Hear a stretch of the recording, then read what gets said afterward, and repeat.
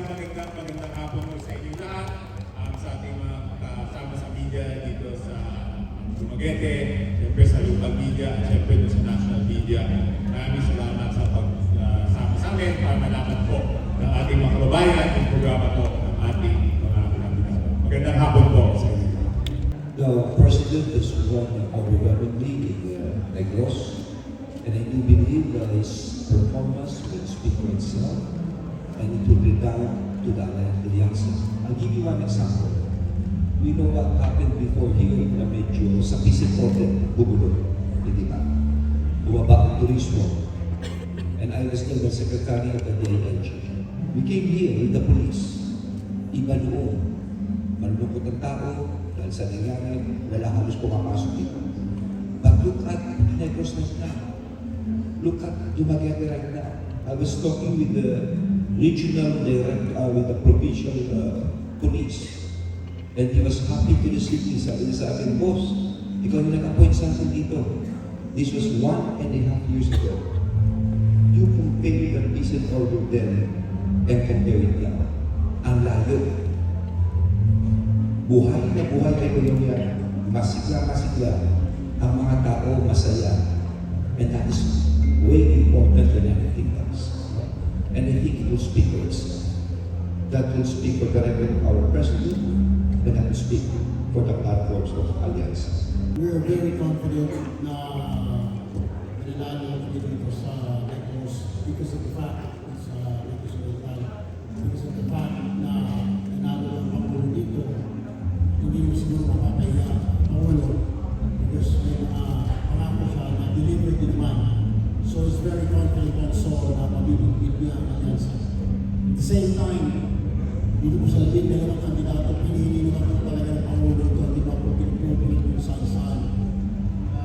Looking at my seatmates right here sa front, lahat naman po yan, experience, qualified, naging mga senador, yung iba ay LGU, nagdagalan ninyo yung mga pinagalingan ng LGU, masaya mga asenso naman.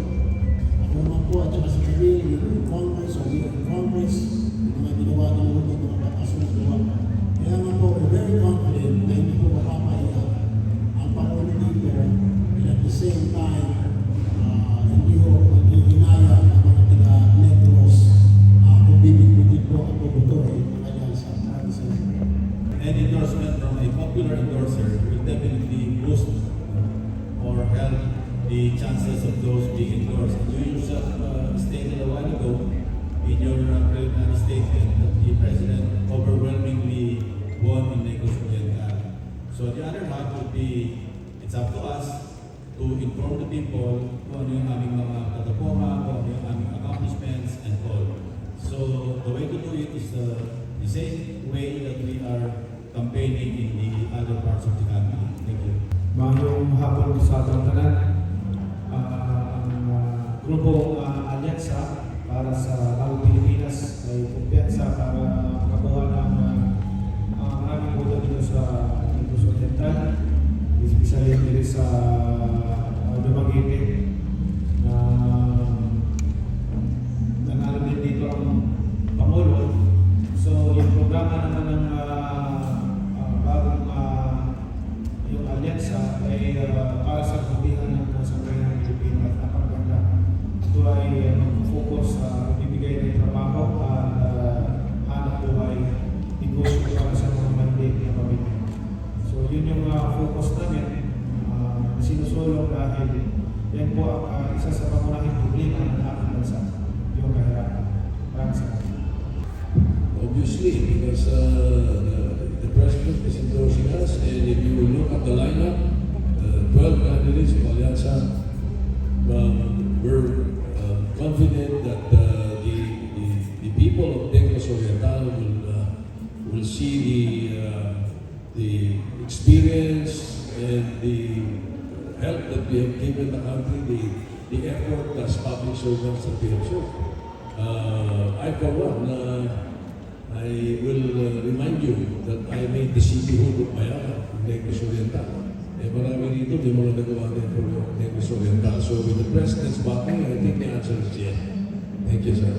How are they going to do that? Well, by informing the people, reminding the people of what we have done for them and what we can be able to do again, more of what we have done already. First, we are very happy to be here in Dumaguete and also Negros Oriental to introduce ourselves and also to show support for the actions and for the program of our dear President Ferdinand Bongbong Marcos Jr. And we hope that in the same way that they have welcomed him and appreciated his efforts, they will welcome us as well.